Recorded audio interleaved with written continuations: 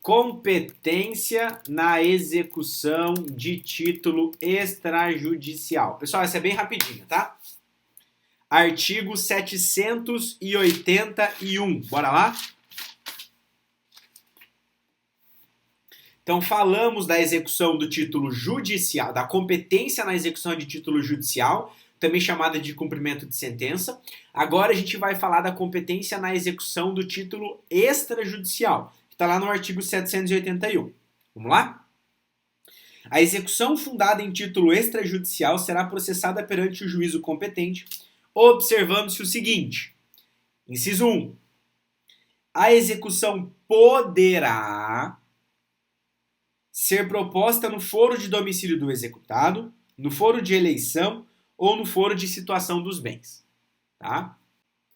O inciso 1 do artigo 781, o inciso 1, ele traz 3 foros, certo? Primeiro, domicílio do executado, atual domicílio do executado. Segundo, foro de eleição. Terceiro, foro de situação dos bens. Nossa, aí ó, situação dos bens. Então olha só, se eu tenho um título extrajudicial, eu posso optar por esses 3 foros. Domicílio do executado, foro de eleição, se for um contrato, ou foro de situação dos bens, que é o mesmo raciocínio que a gente fez anteriormente na execução do título judicial, porque aí eu vou encurtar caminho, né? Eu vou encurtar custo, na verdade eu não preciso ficar expedindo carta precatória. Então, legal. A concorrência, agora faz muito sentido essa pergunta. A concorrência de foro, posso escolher qualquer um ou tem uma ordem preferencial? Olha só. Então nós temos 2 posicionamentos aqui, tá? Posicionamento do STJ. Conflito de competência 107.769 de Alagoas, tá? O STJ entende que há concorrência entre os foros. Wambier também vai nesse sentido, tá? Ou seja, eu posso escolher qualquer foro. Seja o foro do atual domicílio do executado, seja o foro de eleição, seja o foro de situação dos bens, tá? Qualquer foro é concorrente. A escolha incumbe ao exequente, tá? Esse é o posicionamento do STJ e seguido pela doutrina, né? E aí a gente fala do Wambier. Araquém, ele vai dizer o seguinte, não. Primeiro, eu vou no foro de eleição. Ou seja, se eu tenho um foro de eleição, eu tenho que ir nele. Eu não posso deixar as partes escolherem entre o atual domicílio do executado ou o de situação dos bens. Porque se tem um foro de eleição, se as partes escolheram qual é o foro de eleição para o trâmite de eventual conflito entre elas, eu preciso ir nele. Tá? Então aí, 2 entendimentos para vocês, o do STJ ou o do Araquém. Tá? E aí a gente leva muito em consideração a autonomia das partes, né? As partes têm autonomia. Se elas escolheram um foro de eleição, eu tenho que ir nele, eu não posso ir em outro. Simples assim.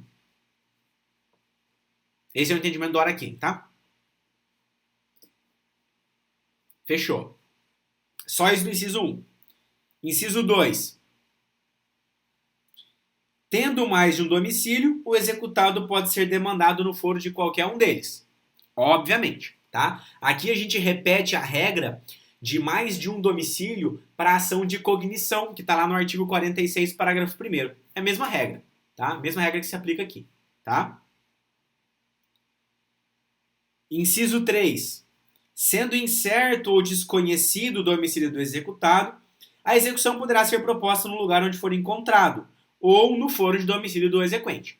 Mesma regra também do artigo 46, parágrafo 2º da ação de cognição. Então a gente utiliza o mesmo raciocínio da cognição aqui na execução. Esse é o inciso 3, que é a mesma redação do 46, parágrafo 2º. Tá? Inciso 4.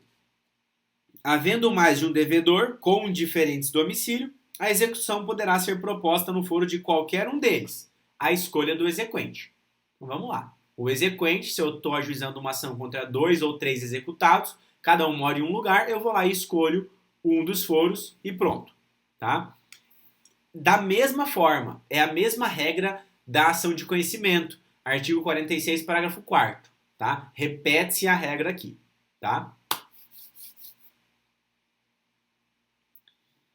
Inciso 5, para fechar, a execução poderá ser proposta no foro em que se praticou o ato ou em que se ocorreu o fato que deu origem ao título, mesmo que nele não mais resida o executado. Tá bom? Mais uma hipótese aí de execução, de competência na execução do título extrajudicial.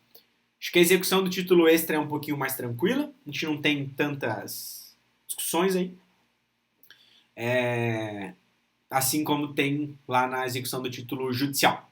Tá? Porque aqui a gente aplica basicamente muito a regra da competência para ação de conhecimento, que é aquela que vocês já têm bem sedimentada aí entre vocês.